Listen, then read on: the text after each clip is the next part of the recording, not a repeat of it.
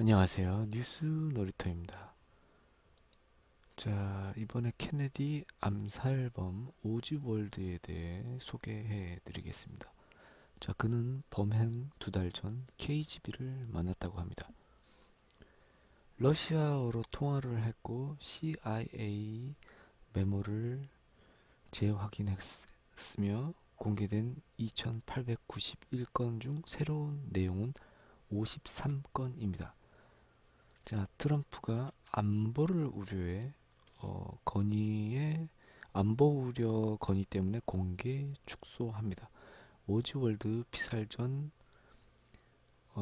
FBI에 협박 전화 왔었다고 합니다.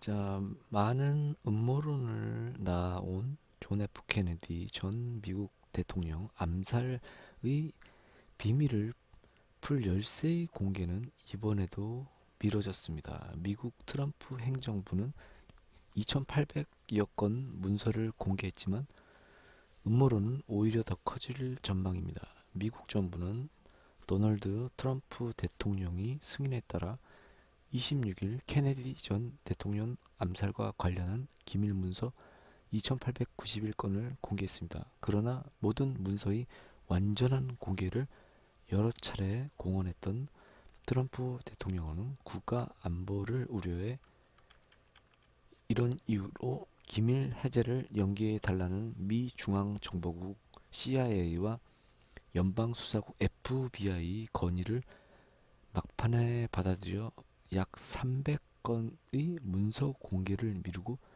180일 동안 공개 여부를 재검토하겠다고 미국 언론이 보도했습니다. 자, 공개된 비밀 문서들은 암살과 관련해 FBI 국장의 메모, 그리고 현장에 있었던 시민들이 인터뷰에 이르기까지 많은 내용을 담고 있지만 암살을 둘러싼 의문들에 답할 폭탄급 폭로는 없는 것으로 전문가들은 보고 있습니다.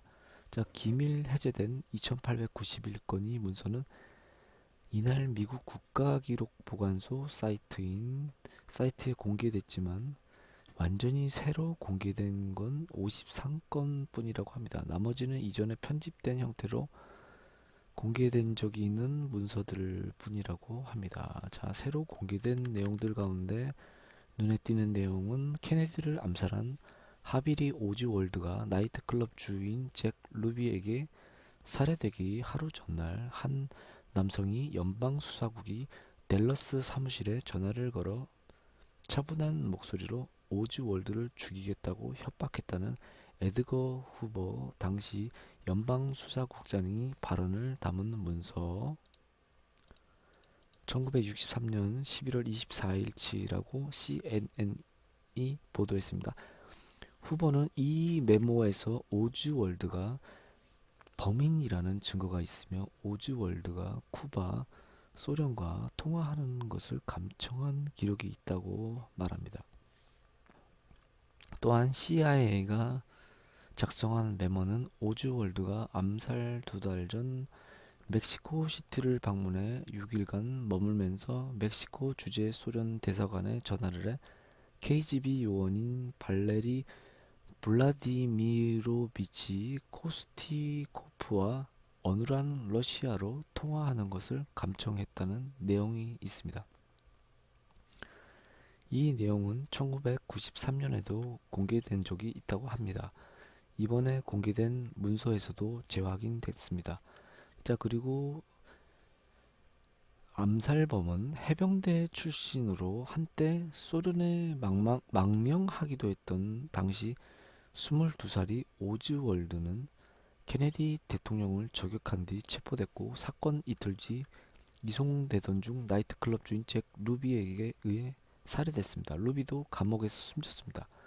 사건의 주요 용의자들이 모두 의문의 죽음을 당했다는 점은 음모론이 끊이지 않는 주요 근거이며 오즈월드가 KGB 요원과 접촉했다는 것은 소련 배후설이 근거로 거론됐으나 소련이나 쿠바가 암살이 배후라는 증거는 나오지 않았으며 오히려 오즈월드가 자신은 소련을 위해 일한다고 생각했으나 실제로는 마피아에 이용당한 것으로 볼 수 있다는 정황도 있다고 폭스뉴스는 보도했습니다.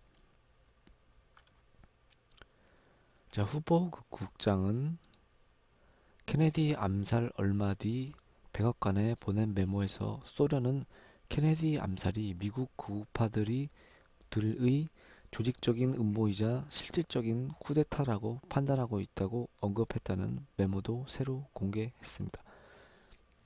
그리고 케네디 행정부 초기에 미 중앙정보국 CIA가 쿠바 지도자 피델 카스트로를 암살하기 위해 시칠리아계 마피아인 샘 지안카나를 고용했다는 내용, 쿠바 공상 정권을 무너뜨리려는 공작을 계속하던 CIA가 쿠바로 향하는 비행기 부품 운송을 차단하려 했다는 것, 그리고 쿠바 정보원으로 추정되는 남성이 오즈왈드를 알고 있다고 발언했다는 등이 새로 공개된 주요 내용입니다. 자, 그럼 음모론 애호가들로 알려진 트럼프 대통령은 이번 기밀 해제에 대한 기대감을 여러 차례 드러낸 바 있습니다. 문서 공개 전날까지도 오랫동안 기대했던 존 F 케네디 파일들이 내일 공개될 것이다. 매우 흥미롭다는 글을 직접 트위터에 올렸었고, 트럼프 대통령은 공개 뒤 메모에선 우리나라의 안보에 돌이킬 수 없는 해를 끼칠 가능성이 있는 정보의 공개를 허용하는 것보다는 그런 수정 편집 작업을 받아들일 수밖에 없다고 밝혔습니다. 왜 그가 막판에 CIA, FBI 요구로 주요 문서 공개를 미뤘는지를 둘러싸고 의문과 음모론은 더 증폭될 전망입니다. 케네디 전 대통령은 1963년 11월 22일 미 텍사스주 댈러스에서 부인 제클린과 같이 카프레이드를 하던 중 암살범 리하비 오즈왈드가 쏜 저격 총탄에 맞아 숨졌습니다. 당시 사건을 조사한 워런 위원회는 이듬해 오즈월드의 단독 범행이며 배후는 없다는 보고서를 내고 사건 조사를 종결했습니다. 그러나 케네디 암살을 둘러싼 음모는 끊이지 않았습니다.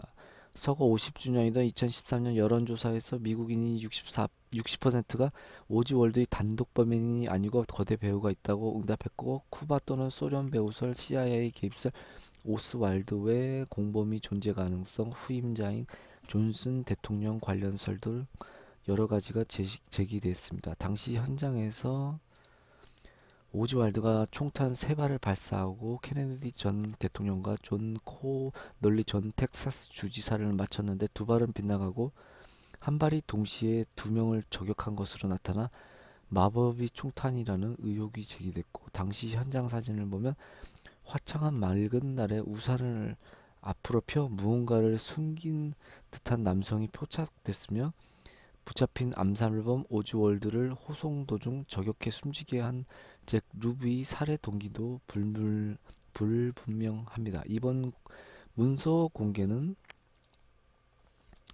1999년 공개된 올리버 스톤 감독의 영화와 관련이 깊은데요. 오즈월드 단독 범행이란 공식 조사 결과에 의문을 가진 검사가 사건을 다시 파헤치면서 누가 케네디 암살로 이익을 얻었는가에서 다시 사건을 봐야 한다는 내용이 이 영화로 암살 사건에 대한 관심이 크게 높아졌고, 미 의회는 1992년